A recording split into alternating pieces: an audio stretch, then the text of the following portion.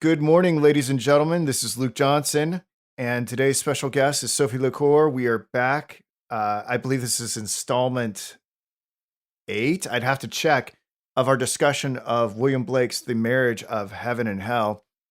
Today, we are beginning with the third memorable fancy, which I believe parallels Swedenborg's third memorable relation. And Sophie and I have been on a little bit of a break. For you audiophiles out there, you might be able to tell that I am broadcasting from a new location. There's not as much echo in my new office, I don't think. And yeah, we'll have to jump back into this poem and jog our memories. I was able to do a little bit of research because I prepared for today going over this memorable fancy and the next one. We'll see how far we get. Let's just see what happens, Sophie. Let's jump into it. Do you have anything you want to say before we begin? No, we can start You, now. yeah, I think so. Perhaps it's short enough. How about you? Would you read it for us? I was in a printing house to To libraries. the No? uh, to the energies part. Okay. Go ahead and read the whole thing. I was in a printing house in hell and saw the method in which knowledge is transmitted from generation to generation. In the first chamber was a dragon man, clearing away the rubbish from a cave's mouth. Within, a number of dragons were hollowing the cave. In the second chamber was a viper, folding round the rock and the cave, and others adorning it with gold, silver, and precious stones. In the third chamber was an eagle with wings and feathers of air. He caused the inside of the cave to be infinite. Around were numbers of eagle-like men who built palaces in the immense cliffs. In the fourth chamber were lions of flaming fire, raging around and melting the metals into living fluids. In the fifth chamber were unnamed forms, which cast the metals into the expanse. There, they were received by men who occupied the sixth chamber and took the forms of books and were arranged in libraries. The giants who formed this world into its sensual existence and now seem to live in it in chains are in truth the causes of its life, and now seem to live in it. Are in truth the causes of its life and the sources of all activity. But the chains are the cunning of weak and tame minds, which have power to resist energy. According to the proverb, the weak in courage is strong in cunning. Thus, one portion of being was the prolific, the other the devouring. The devourer, it seems as if the producer was in his chains, but it is not so. He only takes portions of existence and fancies that the whole. But the prolific would cease to be prolific unless the devourer, as a sea, received the excess of his delights. Some would say, is not God alone the prolific? I answer, God only acts and is in existing beings or men. These two classes of men are always upon earth, and they should be enemies. Whoever tries to reconcile them seeks to destroy existence. Religion is an endeavor to reconcile the two. Note, Jesus Christ did not wish to unite, but to separate them, as in the parable of sheep and goats. And he says, I came not to send peace, but a sword.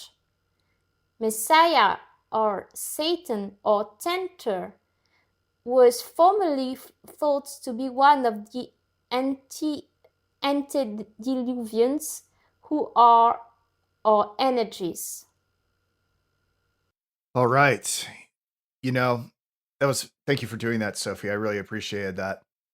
And I'm sure our listeners appreciate the orientation as we get into the nitty gritty of this. I went ahead and I prepared the fourth memorable fancy or some analysis of it. And as you're reading this and I was listening to you, I'm like, wow, we're going to have a lot to talk about with this one today. We may only get through the third one.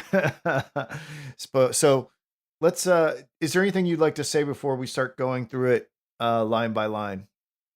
No, I think it's a very dense, how do you say this, paragraph or chapter? I don't know. Yeah. But Section. There is a lot of things to say. Well, I think one of the first things that should be said when we jump into it, I really, I have a sense of what we're talking about here.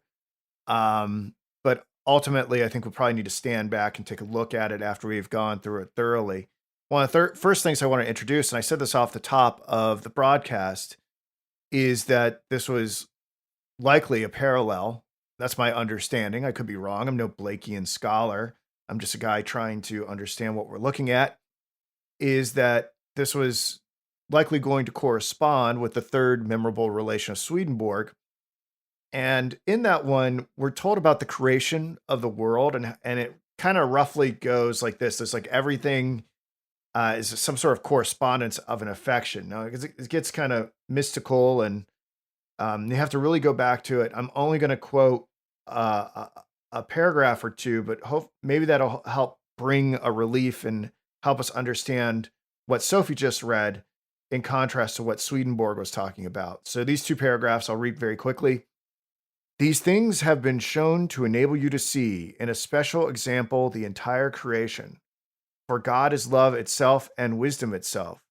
The affections of his love are infinite, and the perception of his wisdom are infinite. And of these, each thing and all things that appear on earth are correspondences. This is the origin of birds and beasts, forest trees, fruit trees, crops and harvests, herbs and grasses. For God is not extended, and yet he is present throughout all extension. Thus, throughout the universe, from its first to its last, and he being thus omnipresent, there are these correspondences of the affections of his love and wisdom in the whole natural world. While in our world, which is called the spiritual world, there are like correspondences with those who are receiving affections and perceptions from God. The difference is that in our world, such things are created by God from moment to moment in accordance with the affections of the angels. In your world, they are created in like manner in the beginning, but it was provided that they should be renewed unceasingly by the propagation one from another, and creation be thus continued. I heard Sophie typing. Yes. Have you finished or? For that piece, I think there's something to be said about it very quickly. I mean, just that we're getting the Swedenborg in this vision and the third memorable relation. Angels show him how the world is created, and essentially there are these two worlds: the spiritual world and the material world, and there's a moment by moment creation of affections that are given out to the angels in the spiritual realm. But I think what he's trying to say, that what was communicated to him by this angel that he had this encounter with, is that everything on earth was created at the very beginning and then is propagated through generation. That's what I got. And then there's a little bit about what's possibly found in hell, which, is what we're going to be talking about a lot too. And if I can I'll try to be quicker about this. After this, we talked about various matters and at length about hell, that no such things are seen there as are seen in heaven, but only their opposites, since the affections of the love of those there, which are lusts of evil, are opposite of the affections of love in which angels of heaven are. So we get a sense that um, we get a sense that that there's a clear delineation between what's in heaven, hell, and the material world. And it raises a very interesting question about how deformities and unseemly things get introduced into the material world. So that's what Blake is responding to, from my understanding, this third memorable relation. I can't really do it justice by reading two paragraphs very quickly, but I think that helps clarify some things. What were you going to say, Sophie? Yes, the reason why I was typing on my computer was that I was looking for the translation of affection, because in French, affection means attachment, feeling to someone. You have, and it seems that this translation is one of the meaning in English, but actually the two meanings are also present in French, the disease meaning as well, but it's less commonly used. What was the meaning of affection in the context of this text? Well, I'm assuming, I'm taking it purely from uh, a an English perspective, right? So, I mean, Swedenborg, uh, I did Swedenborg originally write in he uh he wrote in Latin, didn't he? He You know, yeah yes. yeah he wrote in Latin, and Swedenborg was just to refresh my memory, he was a Mm. was he Swedenborg was Swedish. So that perhaps complicates things in the sense that we have a we have a Swedish person writing in Latin that has been translated into English by an English poet who is probably still familiar with Old English. So we could have some translation issues here, but what affection means is something that would require a great deal of philosophical scrutiny once we get a handle on what, you know, exactly what it does mean. I mean, I kind of just interpreted matter of factly. It's like trying to describe like what is love or what is sight, and then you get into the philosophical weeds about it. But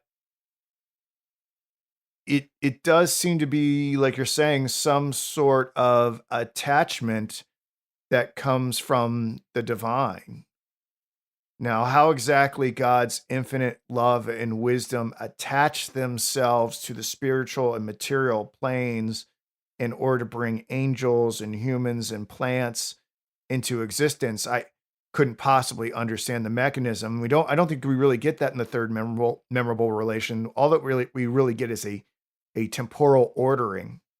Where I think what's communicated to us is that God set the world in motion at a distinct point in the at the origination of the earthly realm, where there seems to be an ongoing transaction of affection and experience between the angels in the spiritual realm. That was my very crude understanding of the third memorable relation.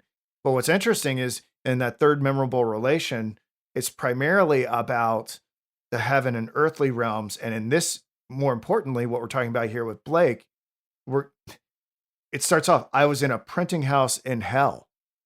So he's dwelling on hell, whereas in the third memorable relation, it's primarily about how things work in heaven and earth.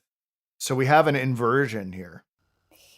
Yes, the reason why I was interested in this word affection is because we have this word in France, affect, which relates to feelings, And I'm trying to see if there is a translation of this word in English, but I can't find it.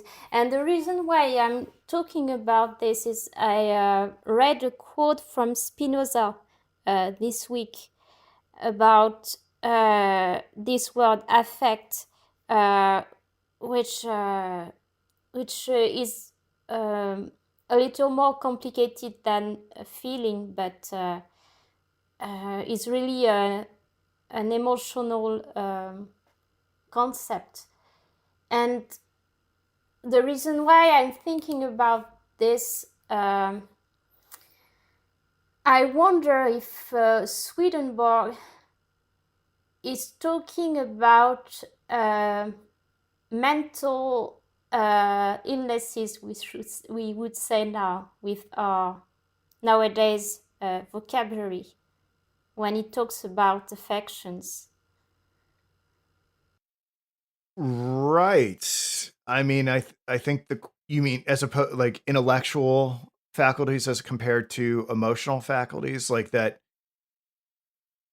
I'm not certain if how Swedenborg divides up the divine mind, if these things are separate or inextricably linked together. My sense is that they're going to be merged together in some way. You know, I don't think I don't get the sense that Swedenborg's God is a robot from the little that I understand. Yes, and the reason why I'm talking about this is that this text is ending with the word energies, and Yeah. as I've read from the author, the French woman who read the Bible in Hebrew and had her an original interpretation of it. Because of this, she talks a lot about energies, and her understanding of energies um, is emotional manifestations, and in her opinion, it is symbolized by animals in the Bible, and we already talked about this. Right. And Right. so in her in her interpretation of the Bible, um, the the Bible is describing a process of Jung would say individuation process, or it's the process of man realizing his vocation as man, and in this process he has to integrate energies which would correspond to making the effect the emotional the emotional the passions. Do you say passions in English as well? The emotional disturbances, making them conscious in order to integrate them into our conscious personality and transform them by making them conscious. And in we have this image of the printing house, and the first line is about I was in the printing house in hell, and as if you have the Jungian interpretation in mind, you immediately think about alchemy. Alchemy being a discipline in which you are going to transform, for instance, metals by using fire. And there is an analogy, there is a correspondence actually. It was Jung's opinion that this operation, which was performed on matter, had corresponding had corresponded to phenomena which was happening in the psyche, and this would be the transformation of the the passions or the mental illnesses, you would say, using today's concepts. I think it's fascinating that you bring up alchemy here. I hadn't even thought about the alchemical processes going on, but you're very right to bring that up, because not only do we have metallurgy and something like that going on here in this printing house in hell, but don't we have men who are turned into books, men who and they took the forms of books, and these books, aren't these books made out of metal? I'm Or trying to find the line you are talking about. in the fifth chamber were unnamed forms. Okay. In the fourth chamber were lions of flaming fire raging around and melting the metals into living fluids. In the fifth chamber were unnamed forms which cast the metals into the expanse. There they were received by men who occupied the sixth chamber and took the forms of books and were arranged in libraries. Yes, it is very interesting. Yes. So are we to understand that these metals that are being made are turned into these books, not the men, right? Yeah. They're received by men who occupied the sixth chamber and took the form of books. So this is a very interesting thing. We seem to have these books made out of metal, which definitely seems to be some sort of occultic alchemical knowledge. Yes, and it's interesting that the result of this alchemical process is books, because why would books be, yes, why would books why would it's interesting because I can, yes, sorry. I just want to say this very quickly. Lately I've been Neil Armstrong, the first man on the moon. I've had a lot of run-ins with this character. I was up in Ohio, and I went to his hometown. I went to the Air and Space Museum there, and apparently, after that great expedition, he did another one down into like South America, where they were trying to go into these underground caverns. So in the mid 70s, he led this like expedition to these underground caverns to try to find these metallic books that were supposedly these. I guess the theory at the time was like aliens had left this like for this blueprint for life, this secret knowledge buried underground in South America, and he led the trip to it. That's like a big deal, the first man on the moon to lead a trip for these like metallic books. So I'll bring, as Sophie responds to it, I'll bring it up. But what's the deal with metallic books being underground? Who would think to make a book out of metal? Why would you do that? I don't have an answer to this question. Can I explain why I think the image of book is important? Sure, please. I think book symbolize knowledge, and what I've learned from the woman I mentioned, Annick de Souzenel, she's making analogies with quantum physics, and in quantum physics you transform energy into information. Maybe I'm not explaining well, but it's more complicated than this. But the process of something which is in the quantum vacuum you have energy, and when it is manifested as matter, no,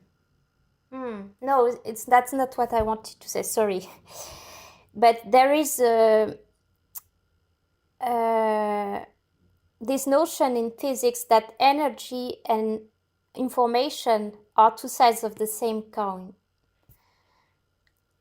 And there is a video conference, a TED, how do you say this in English? TED conference from a physicist. His name, he's French, but he's living in the United States. His name is Jacques Vallée, and Oh yeah. I don't know if he inspired a movie from Steven Spielberg about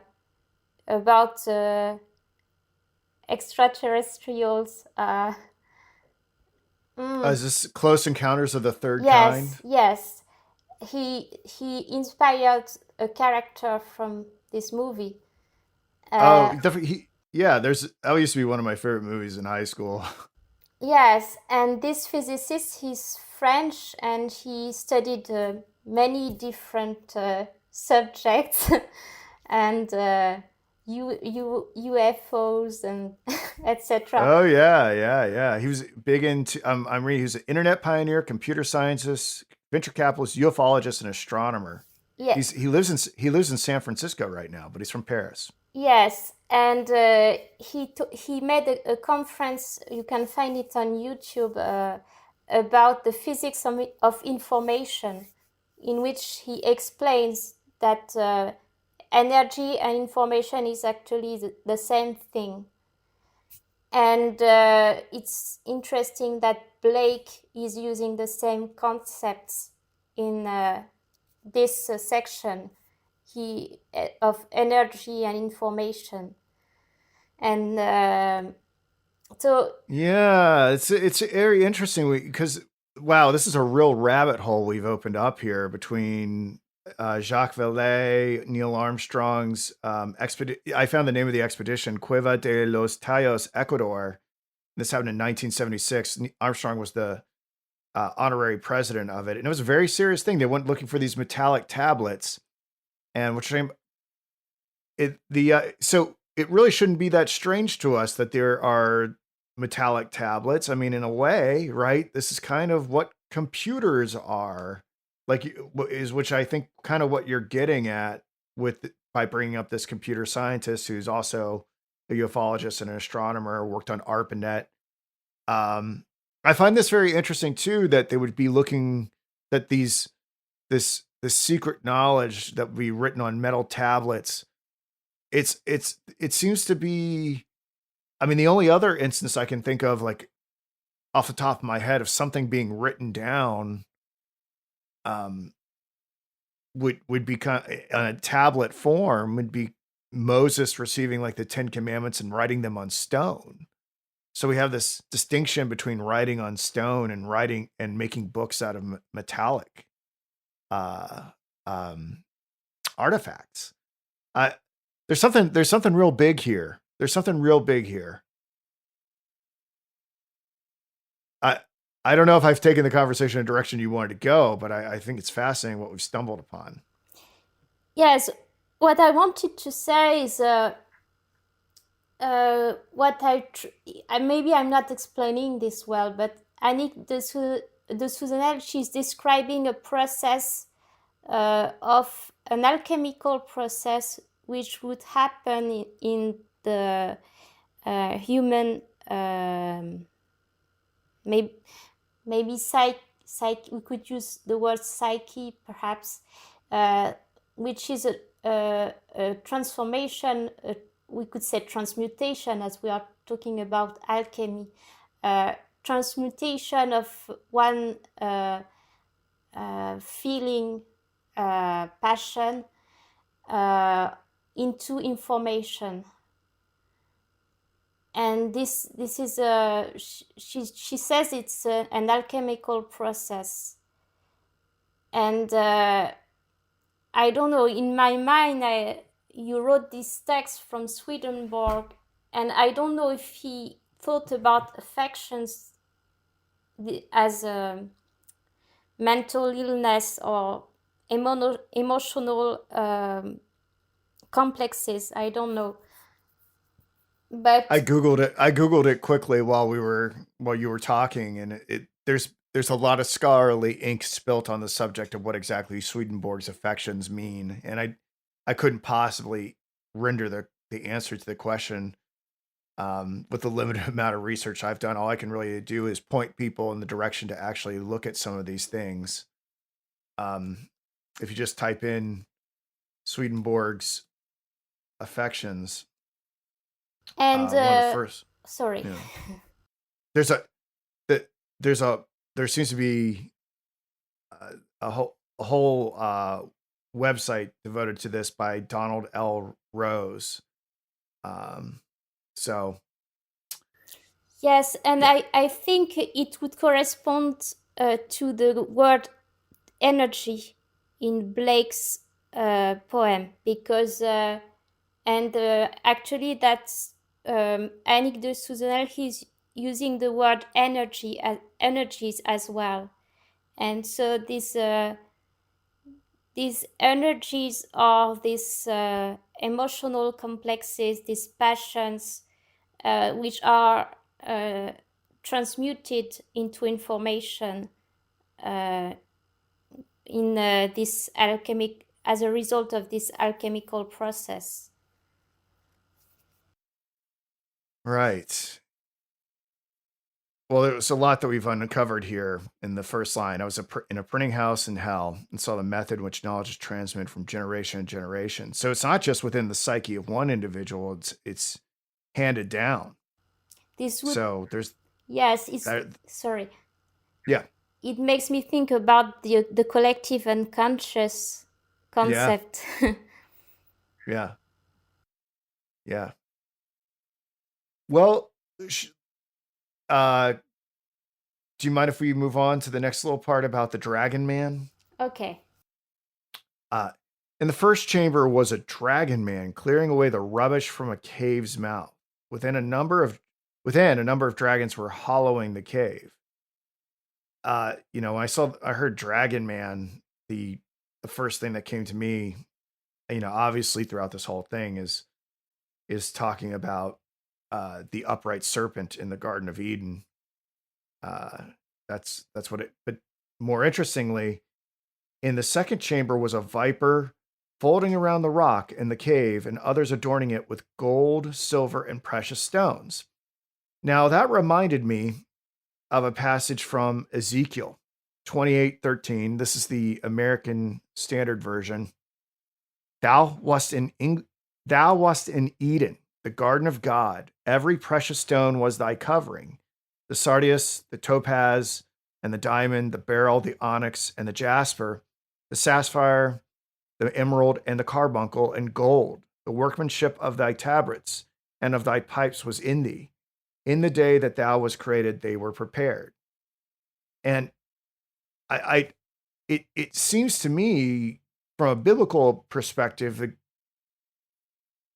my understanding is that Satan, being this um, highly anointed cherubim, I believe he's a cherubim, right? He, I'll have to look that up. He was not only was he the throne coverer, but he was covered in all these stones, all these precious stones, and we see here this viper that was floating around the rock, and it's being adorned with gold and silver and precious stones. I hope I'm not reading into it, but it seemed to me to be a pretty obvious relationship to Ezekiel 28:13. Did that strike you at all? Ah, I didn't thought about this. Yes, Well, I guess that's why I'm here, I to haven't bring thought my about it. Yes. um uh yeah, Maybe. Satan was a guardian cherub. So in angelology, he's known as a cherub. So they're very um interesting. So we have this question about, what exactly is going on with Satan when he's cast out and he's assuming the form of a serpent and he's in the underworld and potentially being adorned with these precious stones. What exactly does it mean to conceptualize a cherubim and how it enters one plane of existence and goes into another? And what does it lose in that process? So to me, it felt like there was something about trying to regain the glory from being cast out of heaven. I think Jung is talking about it in Answer to Job. Uh, um, actually, Edward Edinger is talking about this in his book about Blake.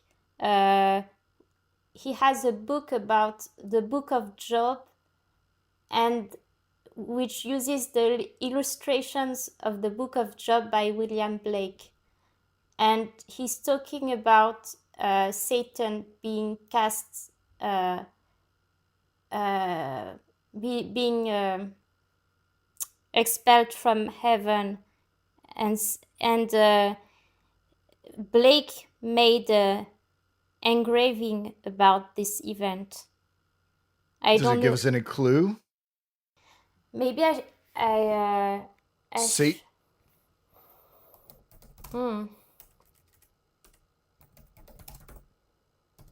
yeah, And let's I'm look at looking it. for this engraving so I can see it and describe Yeah. it. Um,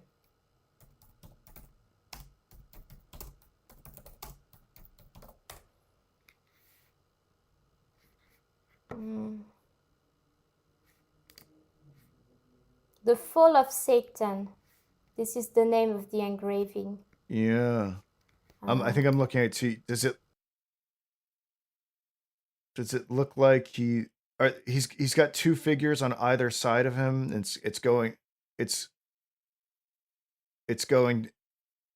and there's like lightning bolts going down into like a fiery pit. Do you see that?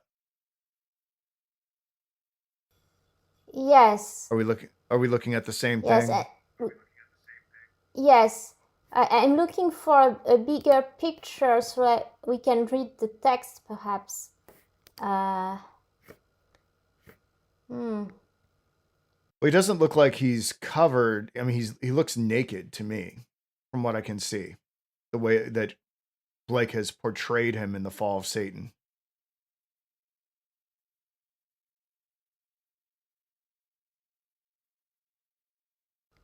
I'm looking for a big picture.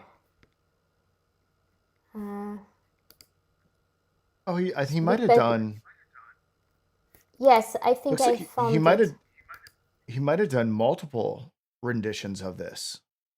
Yes. So, can I read the text of the engraving? Sure, please. I don't know in which order because the texts are all over the engraving, but I'm going to read from top to bottom. Hell is naked before him, and destruction has no covering. It is higher than heaven. What canst thou do? It is deeper than hell. What canst thou know? The prince of this world is cast out. Thou hast fulfilled the judgment of the wicked. Even the devils are subject to us. Through thy name, Jesus said unto them, I saw Satan as lightning fall from heaven. God has chosen foolish things of the world to confound the wise, or one of my favorite passage from the Bible. And Right. God hath chosen the weak things of the world to confound the things that are mighty. Canst thou by searching find out God? Canst thou find out the Almighty to perfection? The accuser of our brethren cast down. Hey, Sophie, in the chat, can you send me what you're looking at so I can see it too? Yes, it's the picture in Wikipedia, because they have a big version of this picture and we can read it. And I'll put this in the YouTube video description in case anybody else wants to look at it too. Oh, interesting. Yeah, you've got it's like written all along the borders. Yes, Blake is doing this in almost all of his engraving. And yes, I said there is one of my, I believe is it St. Paul who said this? God has chosen the foolish things of the world. I think it's St. Paul. Let me see the exact verse. 1 Corinthians 1:27. So Corinthians is Paul, but God hath chosen the foolish things of the world to confound the wise, and God hath chosen the weak things of the world to confound the things which are mighty. And we already talked about this when we read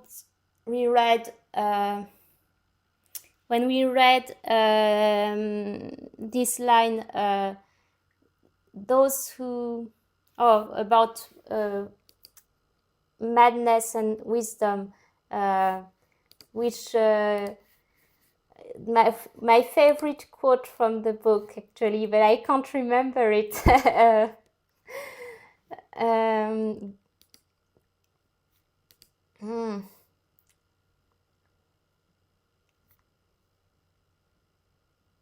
That's okay. Yes, I mean, think about finding wisdom through madness. Oh, I have it because I used it as a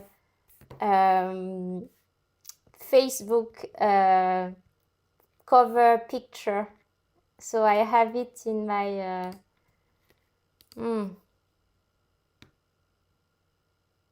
yes, but maybe I have the French translation of it.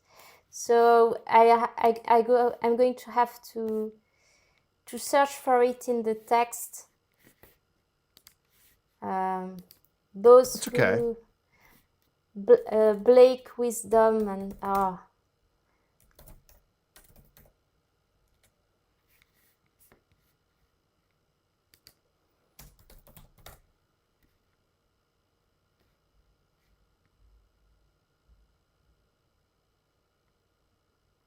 Find it. It's a very famous quote, and I don't know why I don't have it right now, because it's one of my favorite of Blake, if not my favorite. We'll keep looking at while you're looking. Probably should move on to the next little bit. Yes. In the third chamber was an eagle with wings and feathers of air. He caused the inside of the cave to be infinite. Around were numbers of eagle-like men who built palaces in the immense cliffs. In the third chamber was an eagle with wings and feathers of air. I mean, perhaps he's just being poetic. I don't know exactly how a cave is going to be infinite. And we have these eagle-like men who are building these palaces in the immense cliffs. Sometimes in like the book of Revelation, some of there is, when you talk about biblical angels, sometimes they have they're a combination of other animals. You know, like they'll have the head of an eagle, and I don't know if that's a reference to that. Yes. So I mean, conceivably, we're looking at more fallen angels here in the underworld who have retained some form. That's just a guess of what their original form was. So I found the quote. It's the fool who persists in his folly will become wise. Oh yeah. And well, that's a proverb of hell. Yes, and it also corresponds to the character of the fool for Christ in Orthodox Christianity. And this would correspond also to this quote from Saint Paul we just read. This idea that people who are considered as mad in the eye of the world are actually wise in the holy world. Well, yeah, there. It seems like we might be talking about two different types of fools, though. You know, the proverb of hell talking about what is the proverb against the through folly he becomes wise or something like that, right? The Is that the fool proverb? who persists in his folly will become wise. Well, yeah, you could interpret that a bunch of different ways. I mean, I think the way that it's meant in the proverbs of hell is that idiots will know most about screwing up, so eventually they'll figure out how to do something the right way, and there's a lot of wisdom in that. Um, and maybe you could say that those of us that are fools for Christ are idiots and have figured out through enough trial and error the right way, which is Christ. Um, but I think really what being a fool for Christ kind of means is kind of like it doesn't really require you being an idiot, just kind of having confidence that and I would say having enough wisdom to know that the ways of the world are actually not wise at all, that they're completely idiosyncratic, irrational, nonsensical, and that there's a higher wisdom. So I don't know if it necessarily requires um I I I don't know if it necessarily requires like being a fool in the same sense as the proverb of hell, but maybe it could because a lot of us experience the saving grace of Christ through failure. So maybe there is something to that. Yes, actually, the fool corresponds to an archetype, a It Jungian sure does. archetype of the trickster. Yeah. And it's also a card in the how do you say it? It's Tarot. Yeah. tarot in English.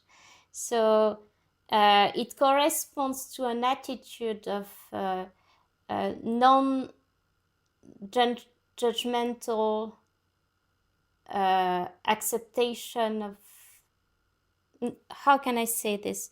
A fool is someone who follows his instincts and who does not analyze things using rational thought. And also he's like a child who is going to explore the world without and make a lot of mistakes, but at the same time he will destroy things, but through this destruction he's going to be creative at the same time. Yeah. Whereas the person who is wise in the eye of the world, he will be very cautious, but he will not bring anything new to the world. He will try to preserve things as they are. Right. And I think it's the theme of this section from Blake's poem, because he's describing, we are going to see this, he's describing two types of human beings. There is the devouring and the prolific. And in my mind, the prolific is this creative individual, the poetic genius, as William Blake calls him. And the devouring would be the more conservative human being, who is more stable, but also not creative, we could say. Yeah. All things worth considering. Perhaps we should finish off this section here before we go into the giants part. Okay. In the fourth chamber were lions of flame. We've talked about this already. A flaming fire raging around and melting the metals into living fluids. In the fifth chamber were unnamed forms which cast the metals into the expanse. Those unnamed forms seem to me be, something like demons. That's kind of, a lot of people describe shadowy figures as kind of being demonic.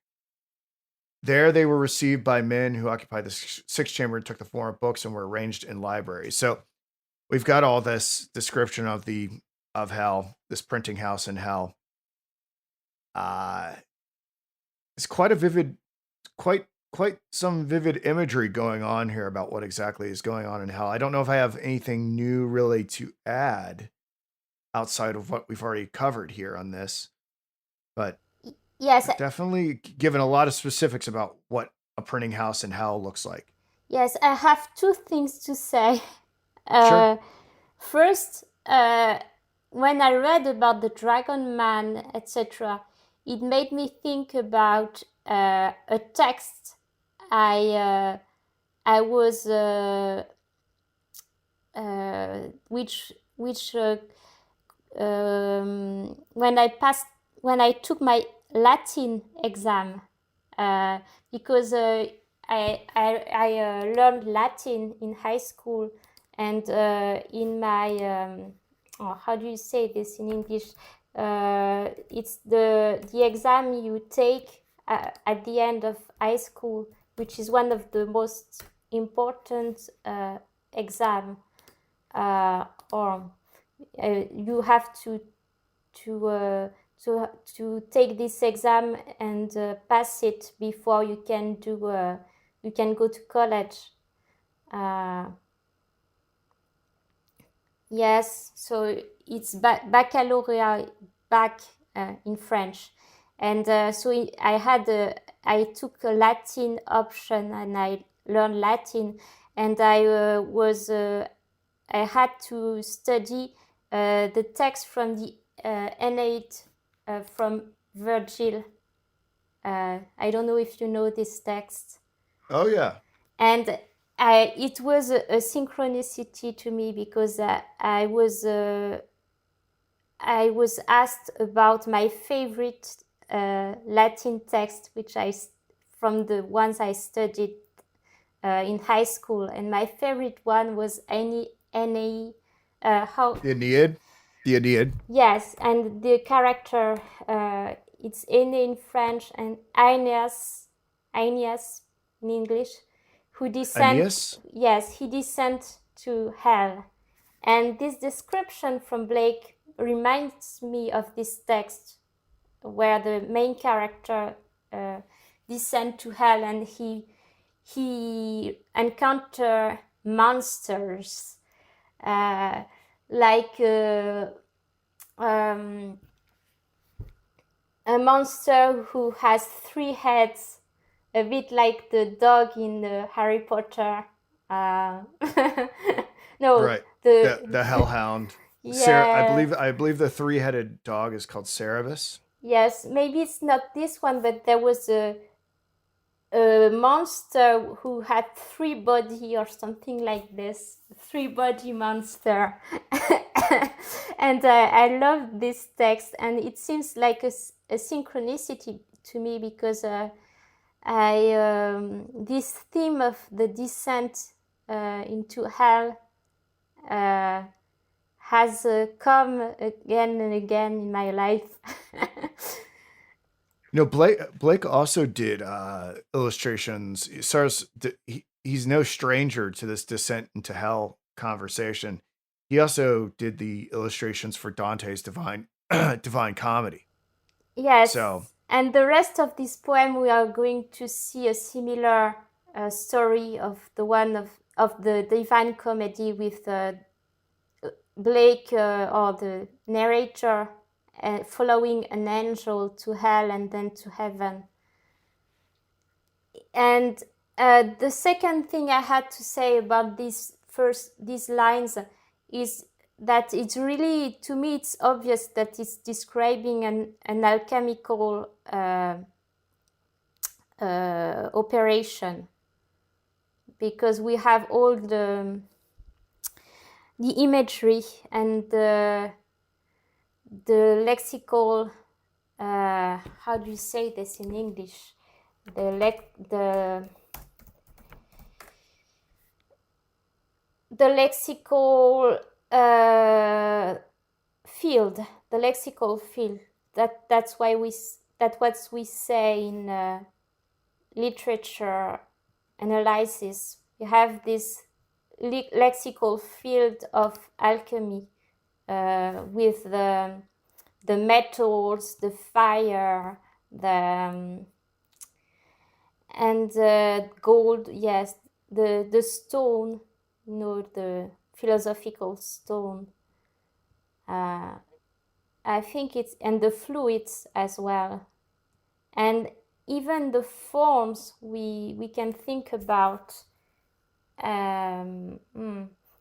I think even in alchemy you have this idea of immaterial parts of the steps of the operation, where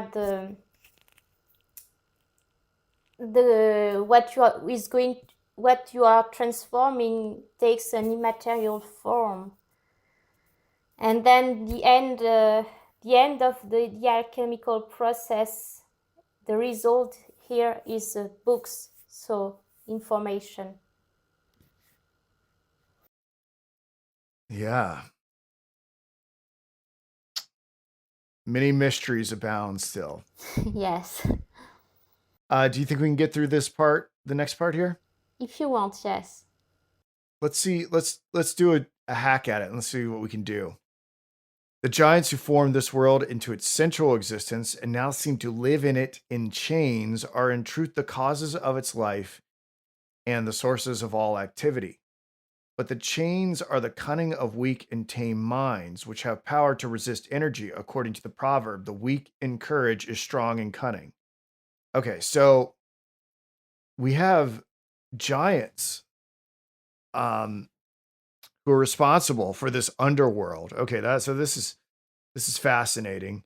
And we have to remember who are the giants? Well, at least biblically speaking, the giants are the offspring. This is the Genesis 6 situation. The giants are the offspring of the fallen angels and the daughters of men. These monstrous creations that happen, and part of the reason for why we had the flood and why genetically these things continued throughout the Old Testament. We're told of these mighty men that kept going. I mean, Goliath, even after the flood, was a giant. But it talks about these giants being in chains, and who has put them in these chains are the cunning of weak and tame minds. So this seems to be a Nietzschean knock at the forces that have imprisoned them there, if not by God directly, by angels that have confined them to this space. And it seems to be a dig at the non-rebellious mind who because they do not rebel and are weak in that respect, develop cunning. And again, we see this seems to be what Nietzsche is going to be saying later. And that's what I got from this, is that the disdain for whoever put these beings in shackles. Yes, I think Blake is really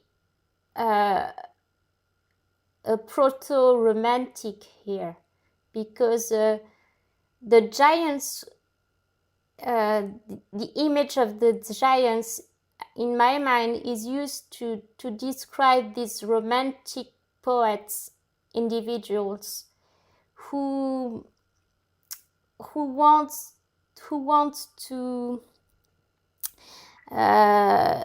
live a life which is a creative life, and they feel that they are pressured by society to conform to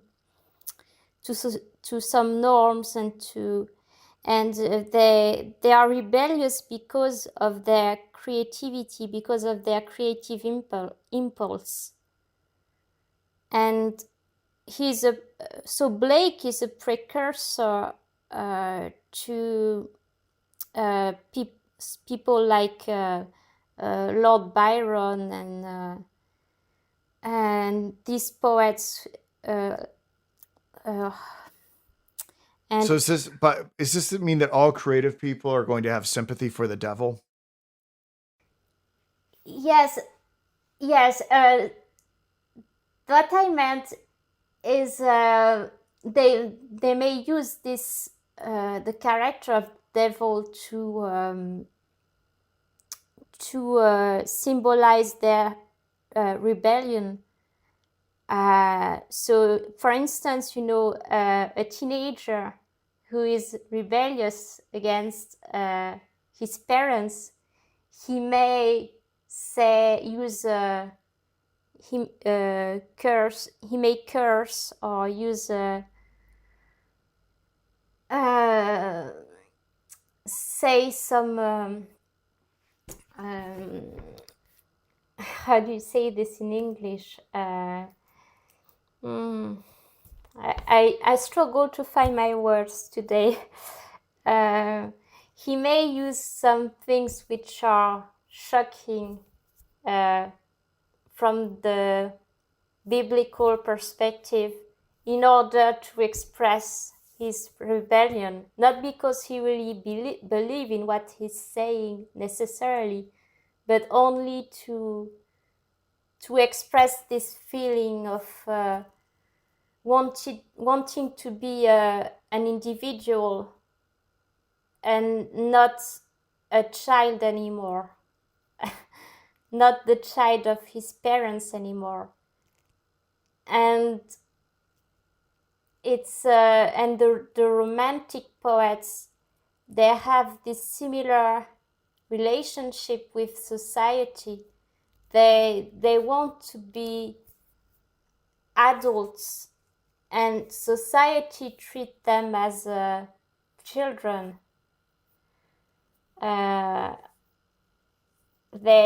Society sets rules in order to manage life and people. So the rules are used to have a stable society, and they are always going to. The problem if a society is too stable is that it stagnates, and if a society stagnates, it's going to be destroyed, because life, in order for life to go on, you have to have some creativity going on. If you believe if you agree with Bergson's concepts, I believe what I understand from Bergson and his creative evolution theory is that the world is evolving through creation, and in a society you need these two types of people who are going to organize society and make it stable and make it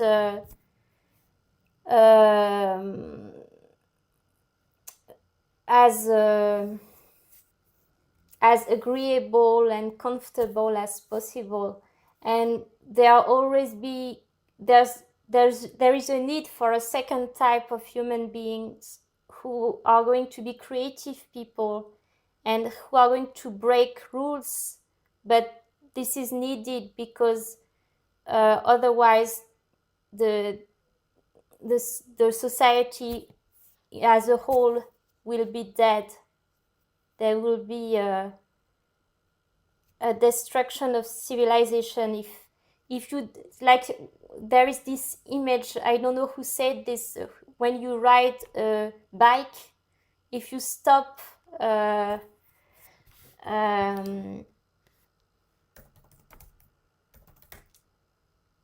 if you stop pedal, if you stop moving, you're going to fall. And so it seems that what Blake is describing is this need of having a few individuals who are going to disturb the rest of society enough so it does not stagnate.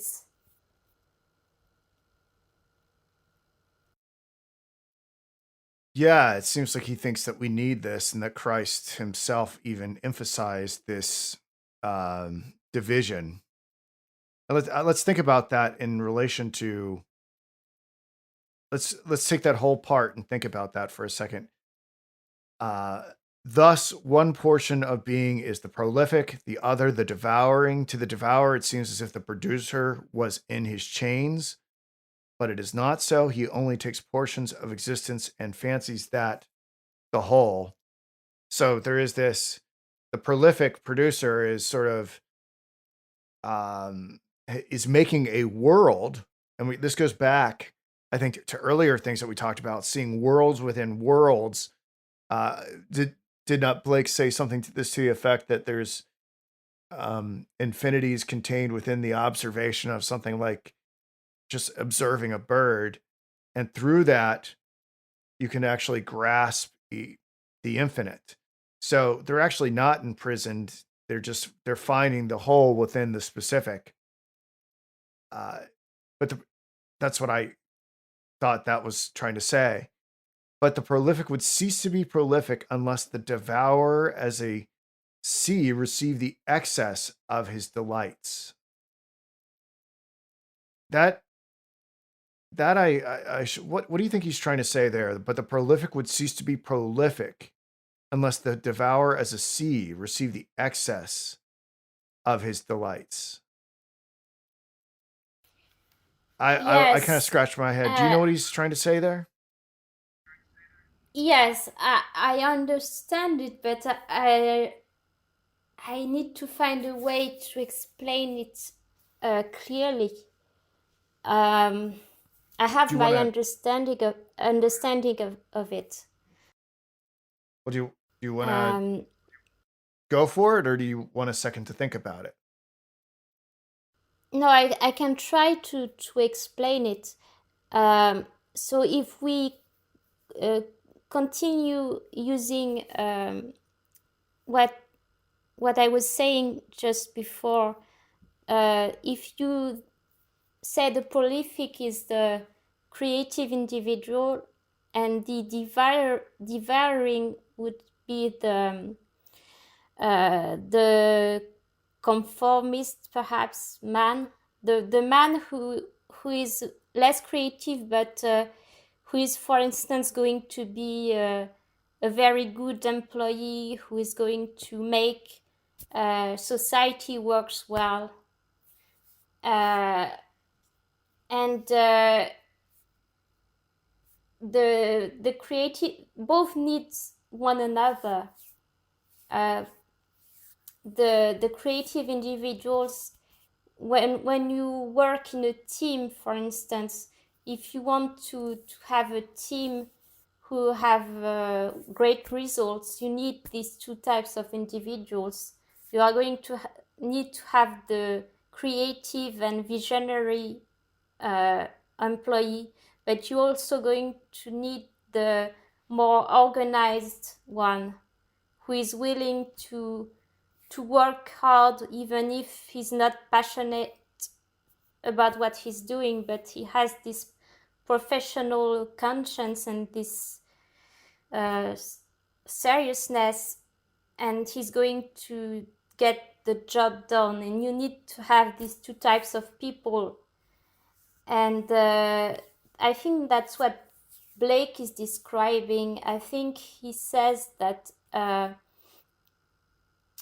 the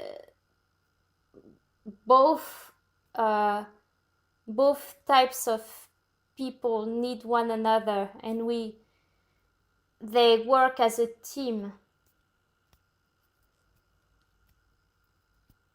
And the creative people is going to bring life to the Well, do the prolific stop? more organized person. Do the prolific stop being prolific if the devourer is overwhelmed by excess? I don't think the devourer will be overwhelmed by excess. But the prolific would cease to be prolific unless the devourer as a sea received the excess of his delights. Unless the devourer as a sea received the excess of his delights. Well, what does the prolific become if the devourer as a sea received the excess of his delights? I guess in the eyes of the devourer, he wouldn't matter. Yeah. He would cease to exist or something like that. He wouldn't be viewed as prolific, wouldn't really be viewed at all. Yes, there is a need for this tension between the two. I think it's this tension, this opposition, which is creative. It's a bit like Taoism, which says that there is a dance between the opposites, and one cannot exist without the other. And also, I interpret this line in particular as the creative individual needs the calm and organized temper of the devourer in order to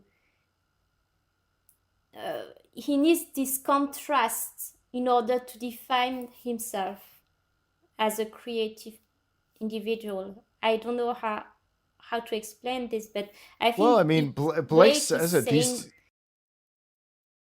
Blake's saying this is these two classes of men are always upon earth, and they should be enemies. Whoever tries to reconcile them seeks to destroy existence.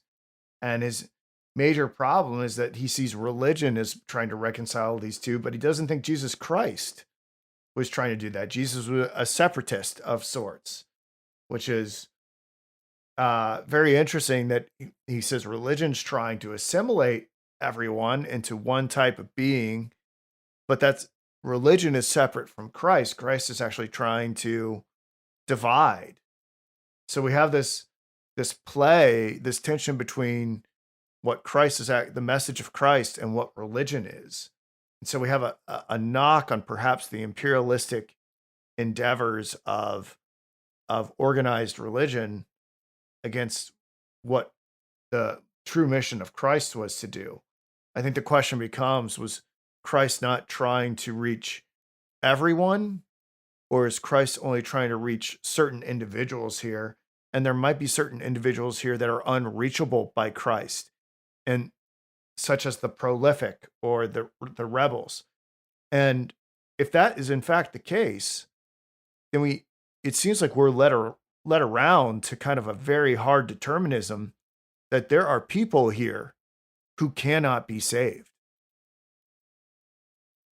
That would seem to be the upshot of this, is that there are people here that purely exist to keep the nature of existence going. And they cannot be assimilated into the gospel of Jesus Christ. Maybe that's true, maybe that's not. But it seems to be what Blake is saying. This is not how I understood it. Well, you tell me that Jesus Christ did not wish to unite, but to separate them, as in the parable of sheep and goats. What do you think he's saying? Yes, so it's interesting because we already talked about this quote in a previous episode, and I mentioned the sword as perhaps being a a symbol of the tetragrammaton.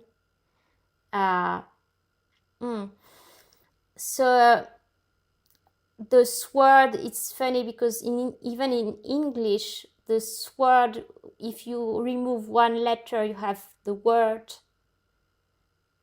And the Gospel of Saint John starts with the word, with the word, but with capital W. And so this quote, I think it's as important to read the first part of the sentence as the end about the sword. So sword is, we can interpret it as division, but we can also interpret it as the name of God. And so if we think about peace and we think about what I just said, what I said before about the conflict between the opposites, and if we take maybe more Taoist interpretation of it, that there is this dance between the opposites, and one cannot exist without the other. And if you stop the conflict, you stop the dance and you stop life. So nothing exists anymore. So this tension between opposites is the source of creation. And we can interpret this quote this way, that Jesus came not to bring an end to the conflict between opposites, but to bring the sword. The sword would be this the goal of man, his destiny. And man can only accomplish his destiny if he lives through if he goes through this conflict of opposites. So I don't interpret it as being a war between, not a war, but I don't interpret it as, Jesus saying that some people are going to be saved and others are doomed. They are. Well, these are part of the mind that the individual is trying to reconcile or work their way through or be refined by. For you, this is occurring within the psyche, yes? Yes, that's how I interpret it. Yeah. And The, I just wanted to say that we have this symbol of the cross, and Jung is often talking about the symbol of the cross as being representing two opposites crossing one another, and the symbol of the cross is a symbol which represents as well we have the horizontal, which corresponds to the earthly plane, and the vertical, which correspond to which is a line from earth to heaven. And so the cross represents this relationship between the opposites. And also the sword, because the sword has the shape of a cross. a lot of interesting things going on with the sword. Not to mention, I wouldn't be surprised if we just getting it. I mean, you might want to look at the origination of each letter and how they came to be. I think I wouldn't be surprised with I'm sure the letter S came from somewhere. I mean, and that could be a whole, I don't know if you understand what I'm saying. I don't know if this is in fact the case, but when you think about, I mean, the letter S like looks like a serpent, and serpents are kind of associated with this uh, sound, a hiss. And I can't, you mentioned earlier, you subtract that S, you get word. I wonder if there's some of that going on, but I don't know. I don't know where the letter S came from. It's just a thought that occurred to me. I see kids and they typically learn about the letter S, and then sometimes the letter S will be, they'll take a snake and say, see, snake starts with S, and it's also looks like an S. You know what I'm talking about? Yes, yes, I think it's interesting. Yeah. Who knows? Who knows? Just riffing here. Something I thought was interesting. This some will say, is not God alone the prolific? I answer, God only acts and is in existing beings or men.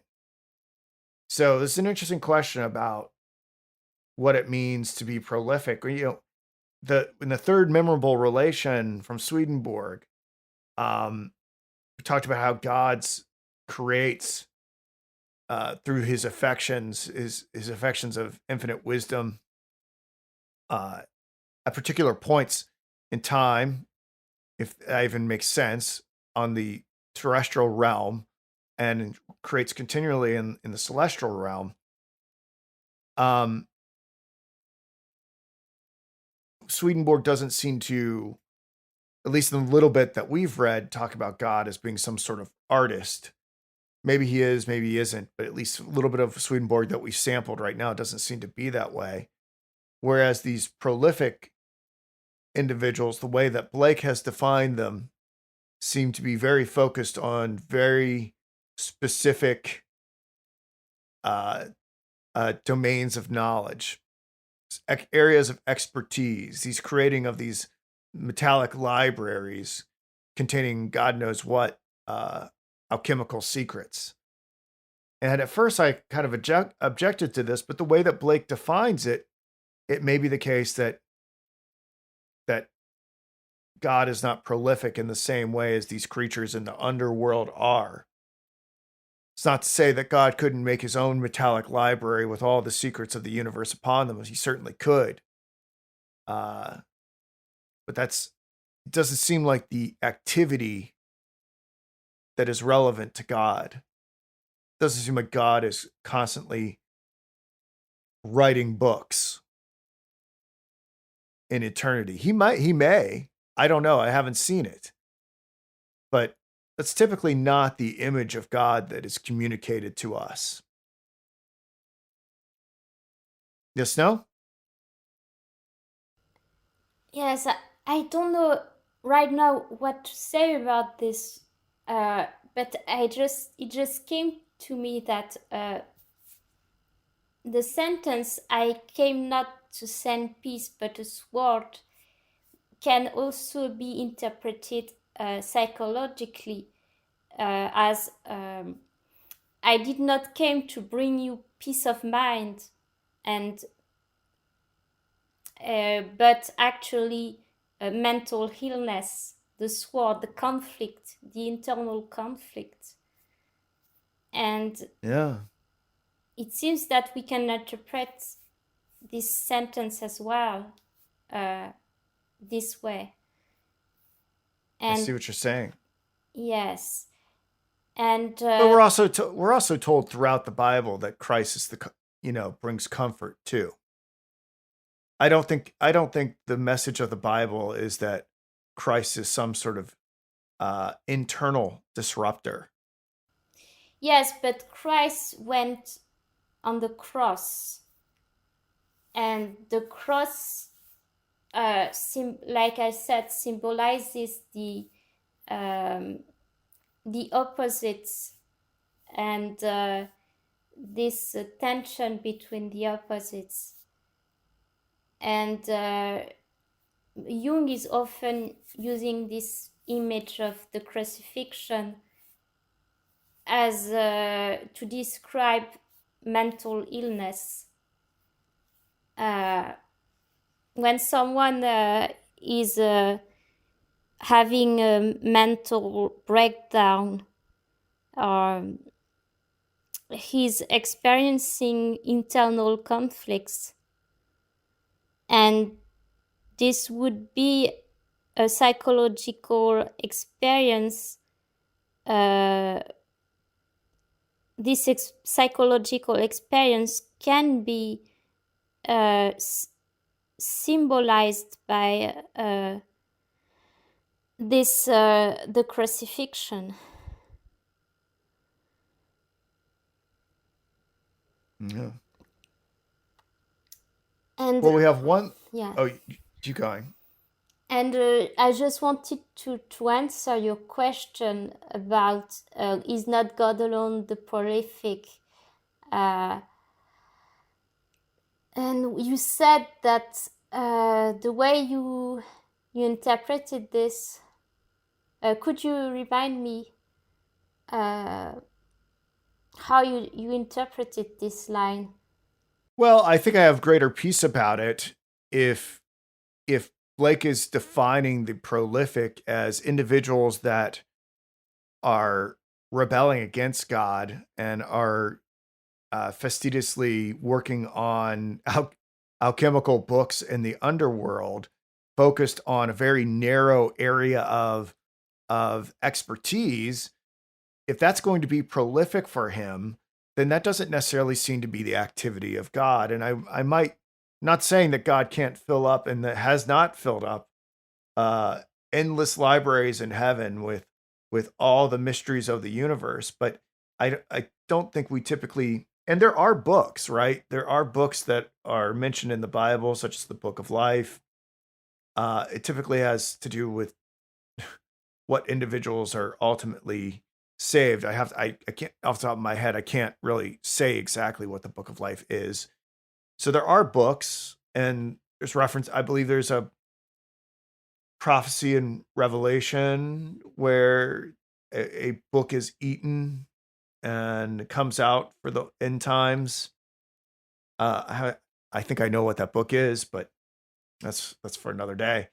Uh, so there are books, but I don't think we necessarily think about God as slaving away, writing on metallic tablets or writing all the knowledge of the universe down. He doesn't really have to. And so in that sense, I might agree with Blake here that God isn't prolific in that way. Yes, when I read this sentence, this is not what came to my mind. I immediately thought about the Holy Spirit, because the Holy Spirit has this role in the Bible of bringing out. I don't know if it is called the Holy Spirit, but in Genesis, in the creation story of creation, we have this. How do you say this in English? This breath on water. The Holy Spirit is symbolized by breath, and so the Holy Spirit is this process of creation, and Holy Spirit acts in man. So when Jesus, after he died, he sent the Holy Spirit to his disciples, and his disciples began to speak in tongues and to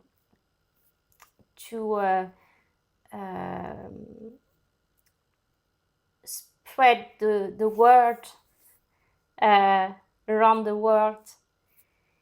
And the Holy Spirit is this energy of creation which acted in Genesis, but which is also acting through man.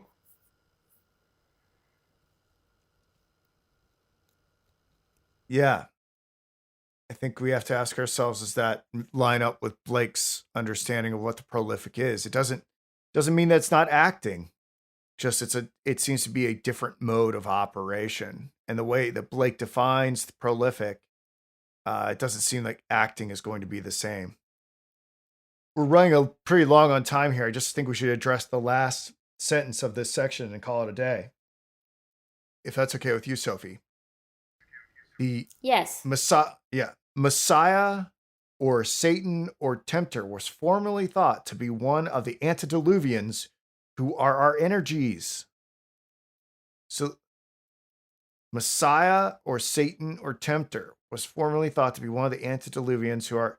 So from the perspective of people that are in hell, they're looking to that chief commander, that fallen angel, Satan the Tempter, as being their Messiah.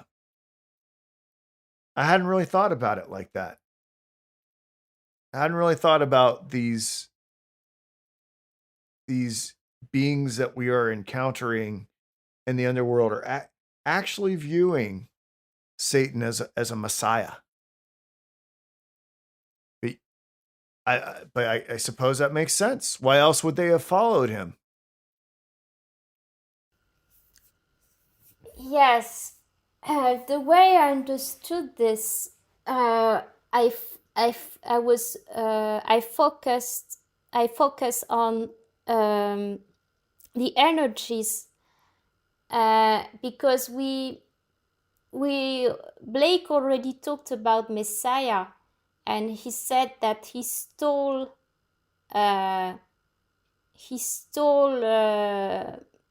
materials from hell in order to create Earth, or something like this. I don't have the exact quote, but we read this before.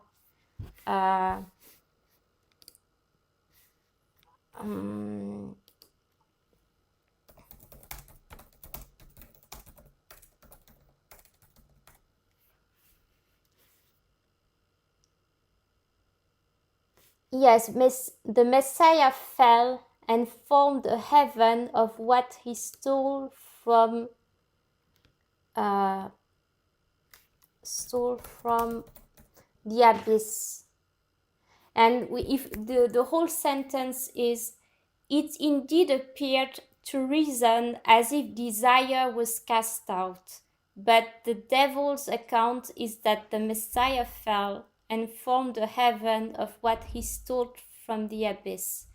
And if we make a psychological interpretation of this, and I believe, if I remember correctly, it is what Edward Edinger is doing in his book about the illustrations of the Book of Job by William Blake.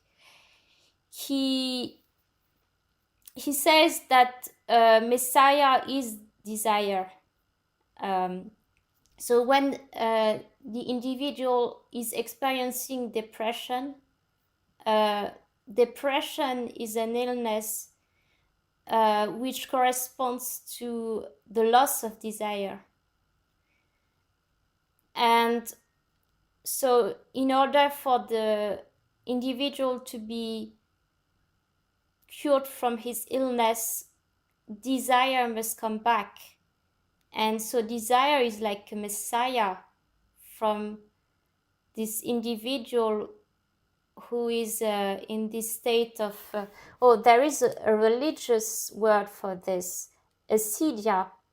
You know, the monks who were sad and had no energy to pray anymore, they were said to be suffering from acedia. I don't know if you heard this word.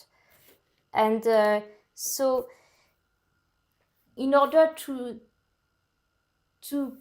come out from this state of acedia, there's need to be a return of desire. And desire comes from desire is this energy, and if we say that what Blake is calling hell is something else, that the metaphysical hell, but could also be interpreted as the unconscious, we could say that the Messiah, the desire, is bringing energies from the unconscious in order to bring life to the individual who was in this state of torpor or acedia. Yeah, I can see that. That's interesting. Well, Sophie, it's getting near 1 o'clock. I think we should probably bring this to a close. I got to eat some lunch. Yes, we talked for a long time.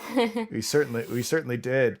I want to thank you all for listening. I want to thank you, Sophie, for joining me today. And we'll do the next memorable relation. Stay on the line for a little bit, Sophie, and we'll talk about when we can meet again next. And I'll try to have this edited, if not today, tomorrow, and uploaded. Goodbye, everyone, and I hope you enjoy our podcast as much as we loved to do it. Excellent. Thank you, Sophie.